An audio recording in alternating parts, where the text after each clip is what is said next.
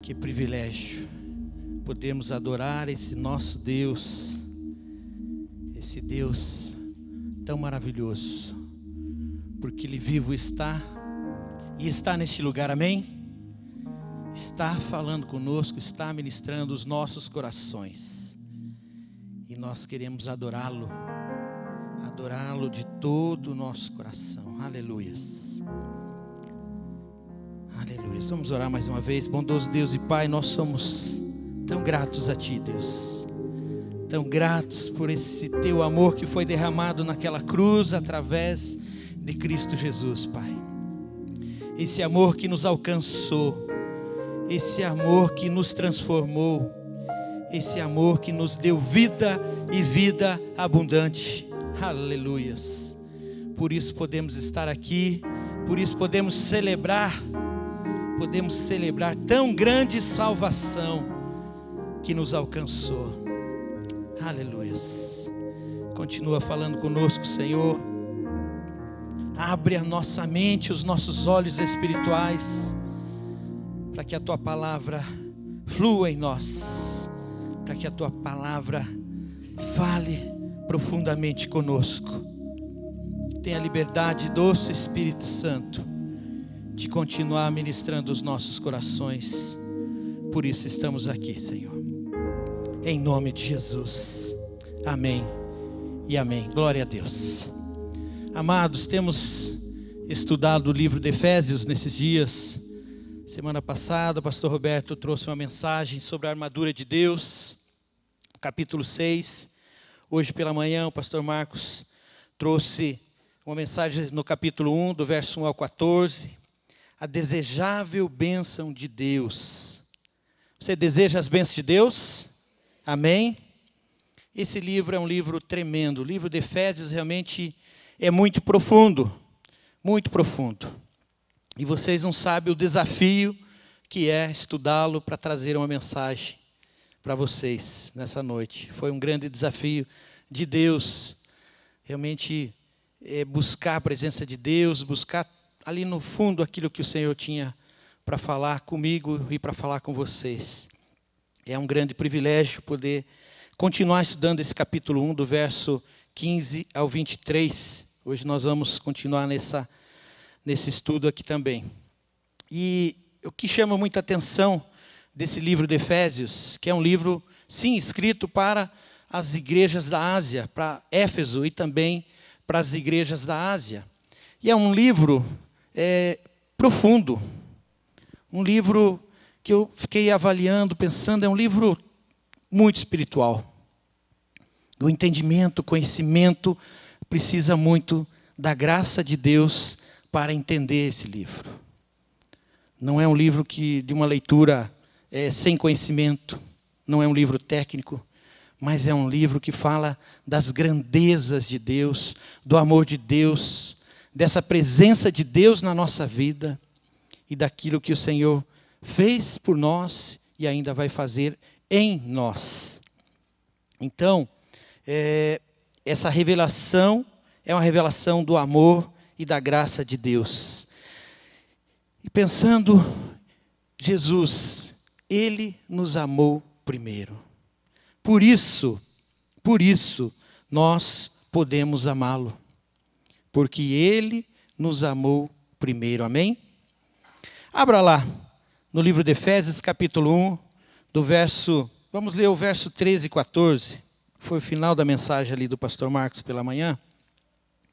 Mas eu queria fazer a introdução com esses dois versos, verso 13 e 14. Ali vai falando sobre o verdadeiro evangelho, a nossa herança e redenção. No verso 13 diz o seguinte: quando vocês ouviram e creram na palavra da verdade, o evangelho que os salvou, vocês foram selados em Cristo com o Espírito Santo da promessa, que é a garantia da nossa herança até a redenção daqueles que pertencem a Deus, para o louvor da sua glória. Para o louvor da sua glória. Os efésios tinham escutado atentamente a palavra da verdade, Mas naqueles dias havia muito engano, havia falsos evangelhos.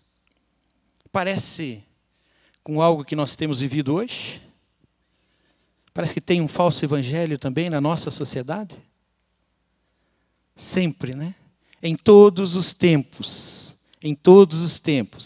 sempre tem um falso evangelho, sempre tem enganadores, eles estão presentes em todas as épocas na sociedade. Mas o engraçado aqui, o interessante aqui, é que eles ouviram a palavra da verdade, a verdadeira mensagem de Cristo, que possui Cristo como fundamento.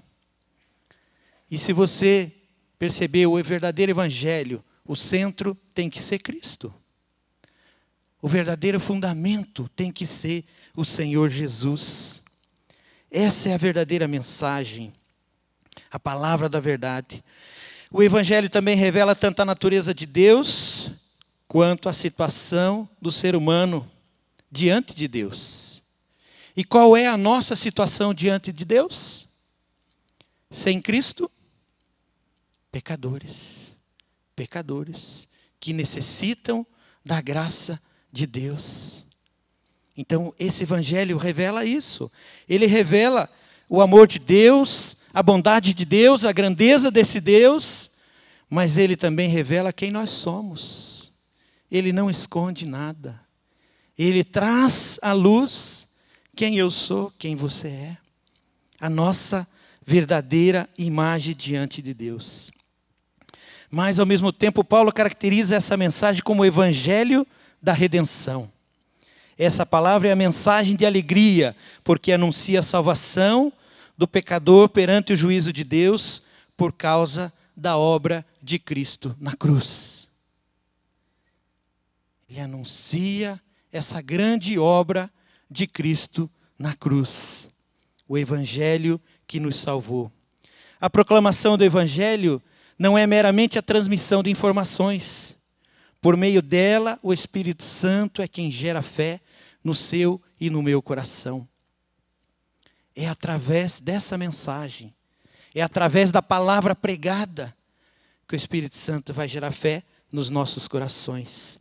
Em Romanos capítulo 1, verso 16 diz: não me envergonhe do Evangelho, porque é o poder de Deus. Não me envergonhe do Evangelho, porque é o poder de Deus, para a salvação de todo aquele que crer. Primeiro o judeu, depois o grego e depois nós. Não me envergonhe do Evangelho. Qual foi a sua experiência? Qual foi a sua experiência com Jesus? Como foi? Quando Jesus te encontrou, quando você entregou a sua vida, como foi essa experiência? Você passou alguma situação complicada? Você teve que enfrentar alguns confrontos? Algumas pessoas enfrentam confrontos dentro da própria família. Eu mesmo passei por isso. Dentro da minha própria família, pessoas me rejeitaram porque eu tomei uma decisão ao lado de Cristo.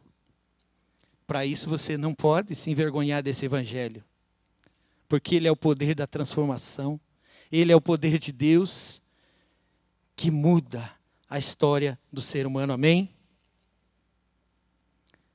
Conta um pouquinho a tua experiência para a pessoa que está do seu lado.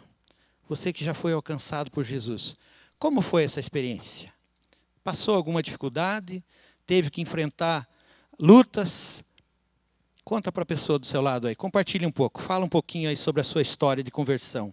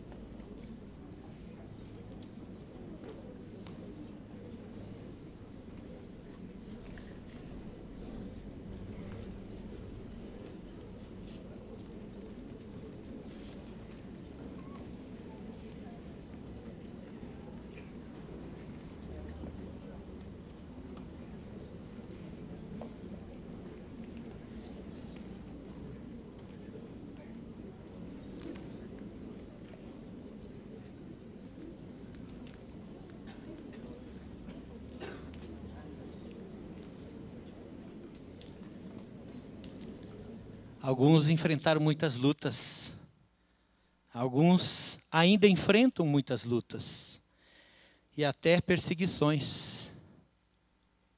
Perseguição, você sabia? Tem pessoas sendo perseguidas pela sua fé. Às vezes a gente não tem essa noção porque vive num país livre.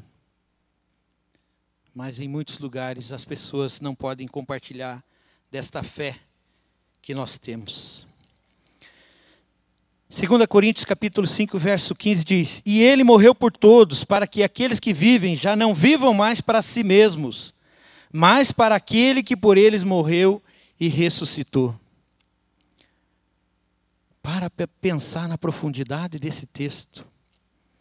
Ele morreu por todos aqueles que vivem, já não vivam mais para si mesmo, mas para aquele que por eles morreu e ressuscitou. Já não pertence a si mesmo, mas pertencem a Cristo. Porque Ele é que pagou o resgate pela tua e pela minha vida. Gálatas 2:20 diz: Fui crucificado com Cristo. Assim já não sou eu quem vive, mas Cristo vive em mim. A vida que agora vivo no corpo, vivo pela fé no Filho de Deus, que me amou e se entregou por mim. Você percebe a profundidade disso? Acabamos de participar da ceia. E olhar e pensar sobre o que Cristo fez na cruz por nós. Que obra profunda, que obra maravilhosa, que amor de Deus por nós. Mas às vezes parece que nós banalizamos esse amor. Parece que nós nos acostumamos a viver debaixo dessa bênção, desse cuidado, dessa graça. E parece que não vivemos mais para Ele, mas passamos a viver para nós mesmos. Nos esquecemos qual é a nossa função, qual é a nossa missão como cristãos, como filhos de Deus. Nos acomodamos. Mas ele diz que quem foi crucificado já não deve viver mais para si, mas viver para Ele. Viver para Ele. Meu amado, se você é um cristão autêntico, o Espírito Santo habita em você. Sua vida é autenticada pelo Espírito Santo. Suas ações devem ser dirigidas por Ele. As suas ações, as suas atitudes têm que ser dirigidas pelo Espírito Santo de Deus. E a gente fica às vezes horrorizado, assustado. Recentemente, campanha política, postagens de Facebook, postagens de mídias sociais. Misericórdia, meus irmãos. Algumas pessoas dão um testemunho. É muito triste você ver a que nível as pessoas chegam. Demonstram uma paixão pelo mundo assustadora. Deixam a fé de lado e entram numa batalha, num linguajar que é assustador. Não parecem que conhecem esse Cristo. Não parece que vivem para esse Cristo. O nosso chamado é muito mais elevado do que isso. As nossas ações devem ser dirigidas pelo Espírito Santo de Deus. Amém? E o próprio Espírito testemunha ao nosso espírito que somos filhos de Deus. Romanos 8,16. Por isso somos desafiados a viver, a interceder, a testemunhar, a fazer a diferença na sociedade.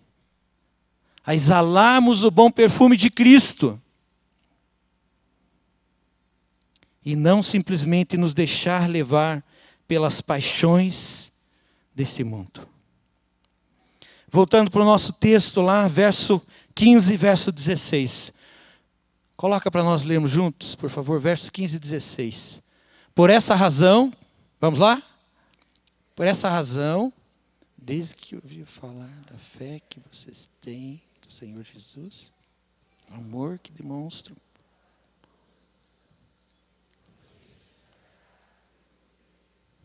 Mencionando-se em minhas orações.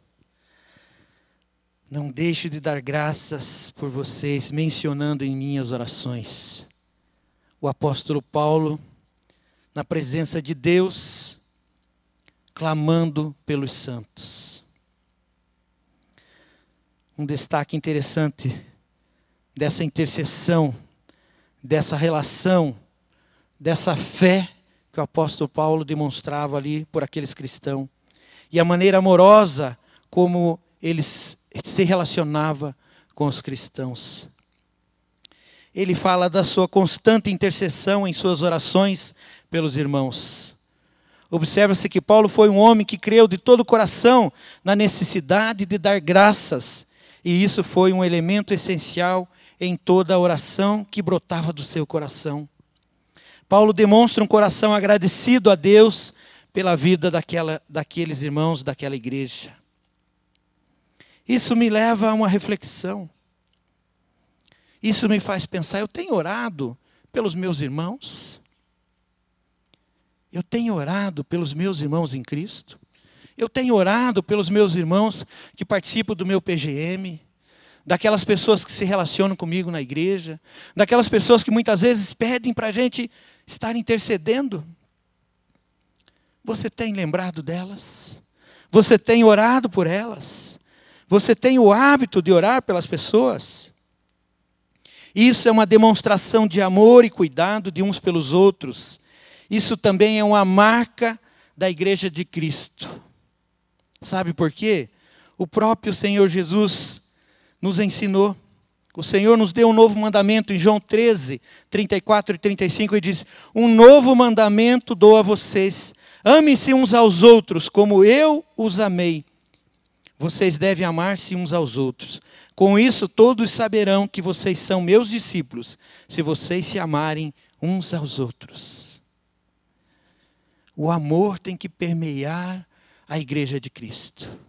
O amor tem que se fazer presente nas nossas vidas, nos nossos relacionamentos, na nossa maneira de falar, de viver. Tem que estar, o amor tem que estar presente em nós. É a própria presença de Deus em nós. É o Espírito Santo de Deus nos enchendo da sua presença. Essa é uma maneira prática de expressarmos a nossa fé e a nossa fidelidade ao Senhor e aos irmãos. Uma igreja que ora, que intercede uns pelos outros, isso nos fortalece. Fortalece a nossa fé e a fé dos nossos irmãos. E nós precisamos viver isso como igreja. Nós precisamos orar, interceder uns pelos outros continuamente, nos fortalecendo na fé. E nós temos feito isso como igreja. Você sabia que todas as manhãs tem oração nessa igreja? Amanhã, 6h30, eu vou estar liderando um grupo aqui nessa igreja. E nós vamos estar intercedendo pela vida da igreja, pela sua vida. Amanhã nós vamos estar orando pela sua vida, pela sua família, pelo nosso país. E você é nosso convidado para estar aqui conosco. Das 6h30 até 7h30. Ah, mas eu não posso ficar todo esse tempo. Não tem problema. Fica 15 minutos, fica 20 minutos. Se você conseguir passar nesse intervalo de tempo, venha orar conosco pela igreja de Cristo. Amém? Você tem motivos de gratidão ao Senhor? Hoje, quando o ministro Rodrigo abriu esse culto, ele falou sobre isso. Quais os motivos de gratidão que nós temos no nosso coração? Apóstolo Paulo, fazendo essa oração, ele fazia uma oração de gratidão a Deus pelos cristãos, por aqueles irmãos. Você tem agradecido a Deus pelo que Ele tem feito na sua vida? Na vida das pessoas que te cercam? Na vida da sua família? Muitas vezes nós nos detemos em tantas dificuldades, em ficar olhando só os problemas e esquecemos de agradecer. Oramos, pedimos. E às vezes pedimos tanto que nem conseguimos olhar para as respostas de Deus e agradecer a Deus pelo que Ele tem feito em nossas vidas. Precisamos ter um coração agradecido a Deus, um coração grato a Deus, um coração que exalte a Deus, que louve a Deus. Adoração. Intercedendo por sabedoria, revelação e conhecimento de Deus. Verso 17. Acompanhe lá. Verso 17. Peço que o Deus do nosso Senhor Jesus Cristo... Vamos junto? Nossa. E a vocês espírito de sabedoria e revelação do pleno conhecimento. Que texto profundo. O apóstolo Paulo pedindo a Deus que dê aos irmãos um espírito de sabedoria, de revelação e do pleno conhecimento de Deus. É algo muito profundo. É algo muito, muito profundo. Na primeira carta de Coríntios, Paulo escreve aos apóstolos, enfatiza a diversidade de dons que é distribuída à igreja. A diversidade de dons que nós recebemos é para a edificação da igreja de Cristo. Dons espirituais não são fruto do esforço pessoal, mas dádiva da bondade de Deus. Dádiva da bondade de Deus. Todas essas coisas, porém, são realizadas pelo mesmo e único Espírito, e Ele as distribui individualmente a cada um como quer. 1 Coríntios 12, 11. O Espírito Santo de Deus se revelando a cada um da maneira como Ele quer. O Espírito Santo coloca luz e traz o entendimento da sabedoria divina no evento da ressurreição de Cristo. É só nele, através dele, através da sua ação, da atuação do Espírito Santo em nós, para nós chegarmos à revelação. A conversão, ela não acontece simplesmente porque eu falo, porque você fala. Ela só acontece através do poder do Espírito Santo de Deus. Amém? No diálogo com Nicodemos, Jesus fala sobre isso. Ninguém pode ver o reino de Deus se não nascer de novo. Portanto, a realidade da eternidade somente é revelada através da ação do Espírito Santo na vida das pessoas. João capítulo 3, Jesus respondendo diz: digo a verdade, ninguém pode ver o reino de Deus se não nascer de novo. Ninguém pode ver o reino de Deus se não nascer de novo. Não é pela uma ação humana ou convencimento. Ele só acontece através dessa ação poderosa do Espírito Santo de Deus. Em alguns momentos, eu creio que nós gostaríamos de ter o poder de convencer as pessoas. Eu confesso a vocês que em algumas oportunidades eu gostaria de ter aberto a cabeça da pessoa e colocado o evangelho ali, né, feito o evangelho nascer naquele abençoado lá, porque você fala, mas de repente não acontece. Mas não é pela minha força, não é pela sua força, é pela ação do Espírito de Deus e no tempo dele. Esse é o desafio muitas vezes. Às vezes você ora e a coisa parece que não acontece. E às vezes algumas pessoas parece que cansam, né? Você ora lá tantos anos por uma família, por uma pessoa e nada da conversão. Eu mesmo já, algumas vezes, já tive a vontade de parar de orar por alguns abençoados.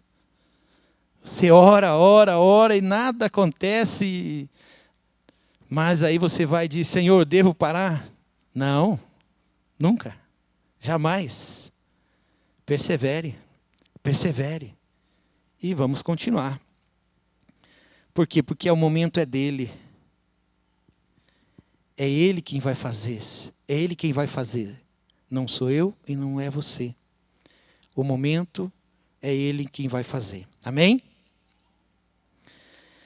Ponto 3. Intercedendo por olhos iluminados para conhecer a esperança e as riquezas da gloriosa herança. No verso 18 ali ele fala o seguinte: oro também para que os olhos do coração de vocês sejam iluminados, a fim de que vocês conheçam a esperança para a qual ele os chamou, as riquezas da gloriosa herança dele nos santos, a incomparável grandeza do seu poder para conosco, os que cremos, conforme a atuação da sua poderosa força. No 20, esse poder ele exerceu em Cristo, ressuscitando dos mortos e fazendo assentar-se à sua direita nas regiões celestiais. Aleluia! A oração pela dádiva do Espírito revelador torna-se concreta no pedido de olhos iluminados, olhos do coração. De acordo com o entendimento do Antigo Testamento, o coração designa o cerne do ser humano, o centro da pessoa. E aqui são 3 coisas que ele pede com esses olhos, para que esses olhos sejam iluminados. Para que possamos perceber a esperança, as riquezas da sua herança e o poder destacado de Deus. A esperança, riqueza da sua herança e o poder destacado de Deus. Qual é a esperança do vosso chamamento?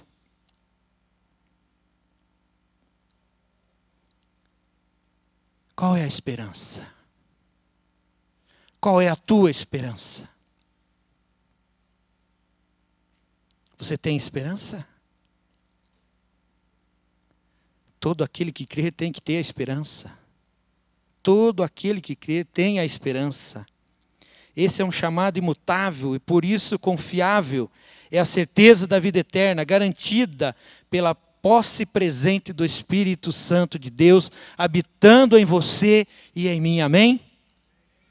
Se você já entregou a sua vida a Cristo, você já tem essa convicção. Você tem essa esperança de que um dia você vai estar na eternidade junto com o Pai. Amém? Qual é a diferença então? Um dia conversando com um irmão que estava começando a conhecer sobre Cristo, eu falei para ele, sabe qual é a diferença entre alguém que já entregou a sua vida a Cristo e alguém que ainda não fez essa confissão? É a esperança. A esperança. Porque eu espero um encontro com Cristo. Ao partir desta vida, eu tenho certeza que eu vou me encontrar com Cristo. Porque a palavra de Deus me dá essa garantia, me dá essa certeza. E a diferença de uma pessoa que não conhece a Cristo, e eu já ouvi muitas vezes aquela expressão, se você morrer, você vai para onde? Ah, não sei. Ah, talvez para o céu. Eu sou uma pessoa boa. Já ouviu isso? Talvez para o céu, eu sou uma pessoa boa. Não é talvez, é a certeza, através de Cristo Jesus. É a certeza da esperança, porque nós esperamos em algo que cremos. E numa convicção que a palavra de Deus coloca no nosso coração, e nesse penhor que nós recebemos, nesse selo que está habitando em nós, que é o Espírito Santo de Deus, amém? O Espírito Santo de Deus habitando em nós. Paulo ilustra com cores vivas e ricas essa esperança abrangida pelo Evangelho de Jesus Cristo. Ele explica porque isso não se limita a anúncios vazios, mas se trata de uma esperança que será cumprida com certeza. A razão disso está no poder destacado de Deus, que corresponde à sua glória. Nesse sentido, Paulo prossegue sua declaração com o louvor da ressurreição e da instalação de Cristo como Senhor sobre o cosmos como o cabeça da igreja. Paulo roga a Deus que dê aos seus leitores olhos esclarecidos, a fim de que possam saber qual é a incomparável grandeza do poder de Deus. Esse poder que age em nós é a mesma força poderosa que o Senhor usou quando ressuscitou Cristo e fez com que ele se assentasse à sua direita nas regiões celestiais. Aleluia! Essa é a esperança que está disponível para todos nós. Essa é a riqueza da sua gloriosa herança que foi oferecida gratuitamente a nós, mas que custou um alto preço, porque ele verteu o seu sangue na cruz. Ele pagou um alto preço por você e por mim. E todo aquele que entregar a sua vida a esse Deus maravilhoso, ele o recebe e coloca esse selo. Está selado com o Espírito Santo de Deus. Aleluia. E o ponto 4 que eu queria abordar com vocês nos últimos versos, intercedendo pelo preenchimento do Espírito Santo. No verso 21 ele fala o seguinte: muito acima de todo governo e autoridade, poder e domínio, de todo nome que se possa mencionar, não apenas nesta era, mas também na que há de vir, Deus colocou todas as coisas debaixo dos seus pés e o designou cabeça de todas as coisas para a igreja, que é o seu corpo, e a plenitude daquele que enche todas as coisas em toda e qualquer situação, em toda e qualquer circunstância, em todo e qualquer tempo, a qualquer tempo. A posição de Cristo como Senhor é resumida e encerrada como uma citação do Salmo 8:6. Tu pusesses todas as coisas debaixo do domínio dele. Enquanto esse salmo fala da revelação da glória de Deus ao ser humano, esse texto de Efésios fala da revelação da glória de Cristo Jesus. Daquele que tem todo o poder, toda a autoridade, daquele que recebeu toda a honra e toda a glória de Deus. Todas as coisas estão encerradas definitivamente debaixo deste senhorio de Cristo. E a igreja, que é o corpo de Cristo, é a plenitude, o pleuroma daquele que a tudo enche em todas as coisas. A plenitude, nós somos a plenitude deste Senhor. A oração de Paulo pela igreja, para conhecer o amor de Cristo que ultrapassa o conhecimento humano, para que, assim, ser cheia da plenitude de Deus. Os crentes fiéis devem esforçar-se para conhecer o amor de Cristo que ultrapassa o conhecimento natural.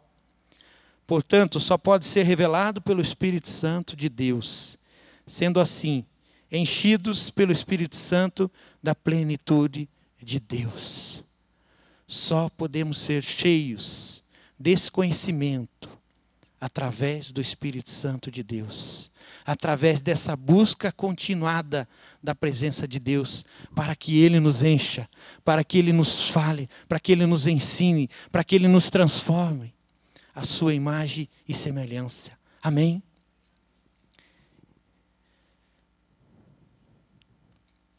Como você tem vivido esse Evangelho de Cristo? Como você tem vivido esse Cristo?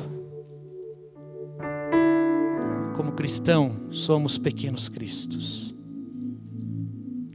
Será que temos representado esse Cristo com dignidade? Será que Ele se orgulha de nós?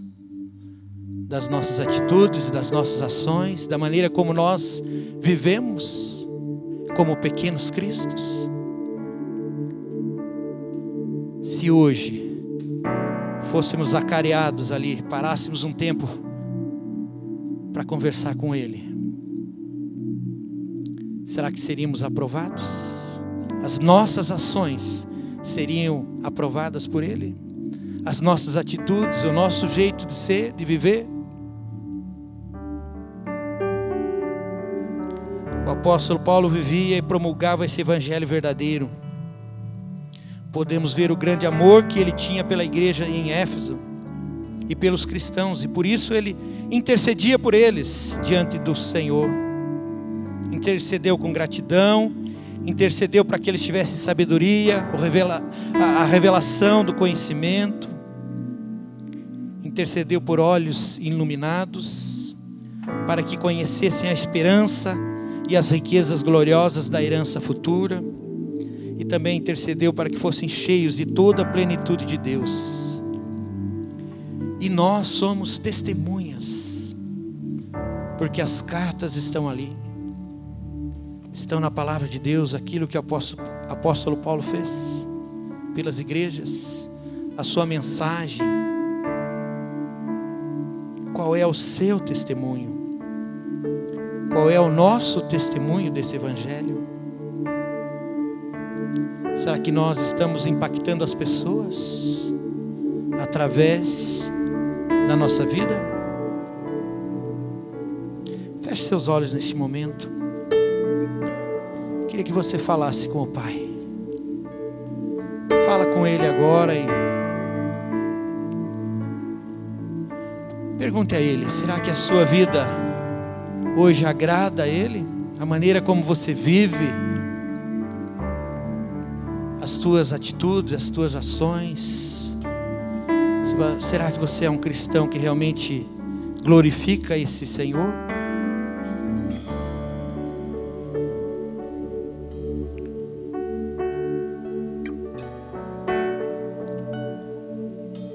Aquilo que você tem feito tem impactado as pessoas que estão próximas a você?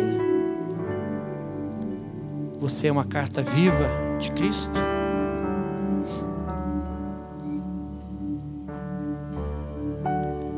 Qual é a tua decisão diante de tão grande amor?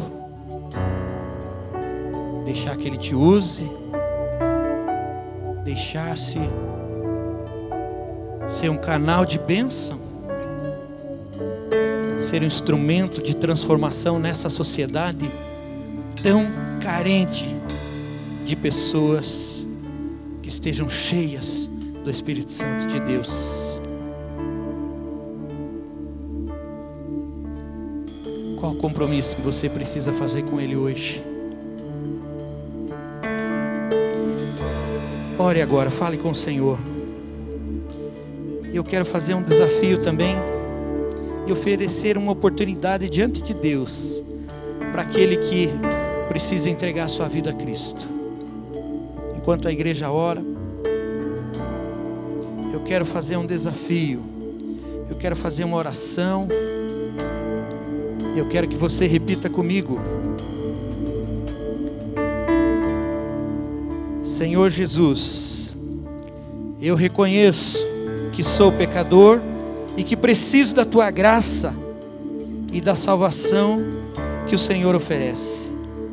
Reconheço que sou pecador e preciso do Teu perdão.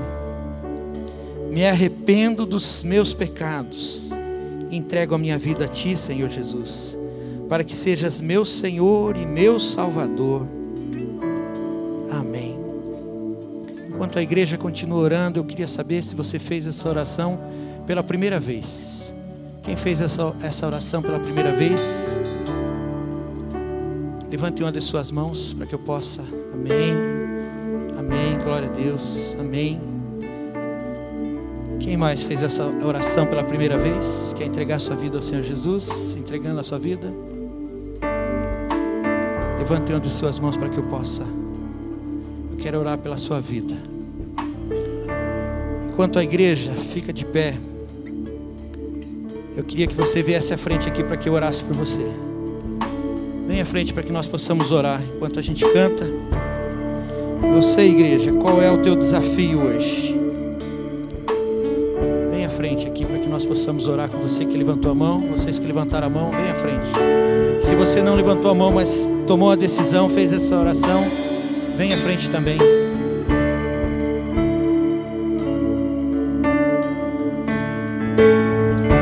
Toma-me, rendido estou, aos pés da cruz me encontrei, o que tenho te entrego, ó Deus.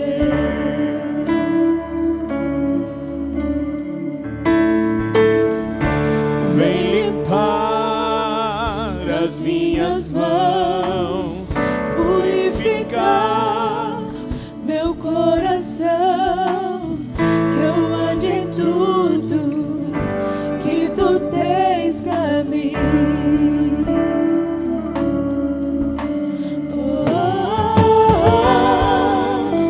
Eis-me aqui, rendido estou.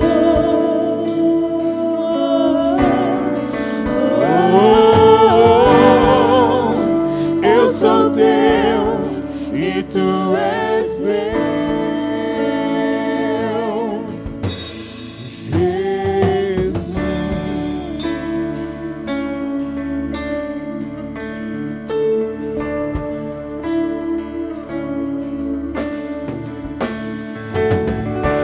Meus momentos e os dias meus, meu respirar e meu viver, que sejam todos pra ti, ó Deus.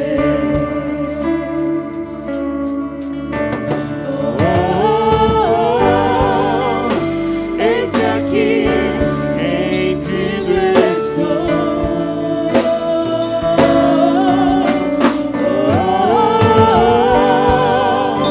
Eu sou teu e tu és meu.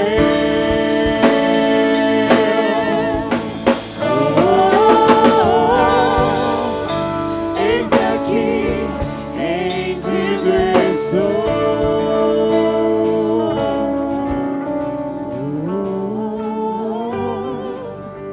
Eu sou teu e tu és meu, Jesus. Qual o teu desafio? O que o Senhor falou com você? Você vai sair daqui da mesma maneira que entrou? Ou você entendeu o desafio do Senhor para uma vida transformada, para uma vida de mudança de atitude, para deixar que o Espírito Santo de Deus te use? Se você entendeu que o Senhor tem algo para fazer na sua vida, eu quero que você dobre os seus joelhos e que você clame ao Senhor nesse momento, para que Ele use a sua vida, para que Ele transforme a sua vida. Você entendeu que aquilo que você tem feito não está agradando a Deus, ou que dá para fazer mais, eu conheço esse Deus e eu quero ser usado por esse Deus. Dobra os seus joelhos e diz: Senhor, vem Espírito Santo e enche-me. Eu quero ser cheio, eu quero ser transformado, eu quero ser usado. Eu não quero estar conformado com este século, com este mundo, mas eu quero ser um instrumento nas tuas mãos para a transformação dessa sociedade. Oh Pai, eu quero em nome de Jesus, Pai, ver a tua igreja agora, Senhor. Teu povo está de joelhos, ó Deus, entendendo, Pai, que nós temos mais para fazer, nós temos mais para te oferecer. Nós queremos colocar as nossas vidas no teu altar nesse momento e pedir o enchimento do teu Espírito, Senhor. Queremos, Deus, clamar que o Senhor derrame do teu Santo Espírito sobre nós, para que nós possamos ser testemunhas vivas dessa verdade, deste evangelho da verdade, desse evangelho transformador, porque é a única esperança para a sociedade, é a única esperança para a humanidade, é a tua palavra, é essa verdade, Pai. Por isso nós nos colocamos diante de ti, Senhor, e clamamos, Deus, perdoa-nos, Senhor, pelas vezes que temos deixado de ser aquele atalaia, aquele instrumento nas tuas mãos, a tua voz, ó Deus, para falar para aquelas pessoas que estão próximas de nós, porque muitas vezes não estamos cheios, estamos vazios, Pai, mas queremos nessa noite que o Senhor nos encha com teu Espírito, Senhor.